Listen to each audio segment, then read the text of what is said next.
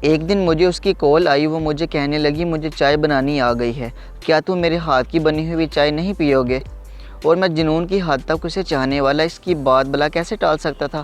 5 بجے ڈیوٹی ختم کی اور اس کے شہر کی جانب چل دیا۔ رات 8 بجے ان کے شہر پہنچا۔ اس پگلی نے صبح ناشتے میں چائے اور پراٹھے کا اہتمام کیا۔ پگلی کو بنانا کچھ بھی نہیں آتا تھا۔ پراٹھے بنانے کی کوشش میں اتنے ٹکڑے ہو گئے کہ لگتا تھا کہ چوری کا سامان ہے۔ خیر محبوب کے ہاتھ کا بنا تھا، میرے لیے تو دنیا کی سب سے لذیذ چیز تھی، اور چائے بھی بہت کمال کی لگی۔ مجھے بہت اعلیٰ ذائقہ تھا جو میں کبھی نہیں بھول پاؤں گا۔ سبھی لڑکیوں کی کھانے کی رفتار کم ہوتی ہے اور وہ اس معاملے میں کچھ زیادہ سست تھی۔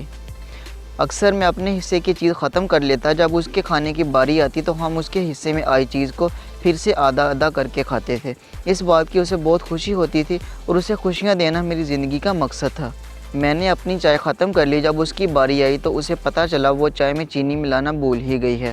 وہ بولی، اوہ سوری، چینی کا تو مجھے یاد ہی نہیں رہا، تم نے اتنے مزے سے پھیکی چائے کیسے پی لی؟ اس کو بچھڑے بھی آج برس بیت گئے۔ میں جب بھی کبھی کسی کے ہاں مہمان جاتا ہوں تو میزبان پوچھتا ہے چائے یا بوتل، تو میرے کانوں میں آواز گونجتی ہے مجھے چائے بنانی آ گئی ہے، کیا تم میرے ہاتھ کی بنی ہوئی چائے نہیں پیو گے؟ اور میں بے ساختہ کہہ دیتا ہوں چائے بنا چینی کے۔ سبھی حیران ہو کے پوچھتے ہیں بنا چینی کے کیوں؟ تو ہر کسی کو کون بتائے کہ ہم اہل محبت ہیں۔ جب کوئی ضد پال لیتے ہیں تو قدرت بھی ساتھ دیتی ہے، اور میں نے اس کی چائے کا ذائقہ قائم رکھنے کے لیے پھیکی چائے پینے کی ضد پالی ہوئی ہے، تو قدرت نے اس کے بعد میٹھی چائے پینا نصیب ہی نہیں کی۔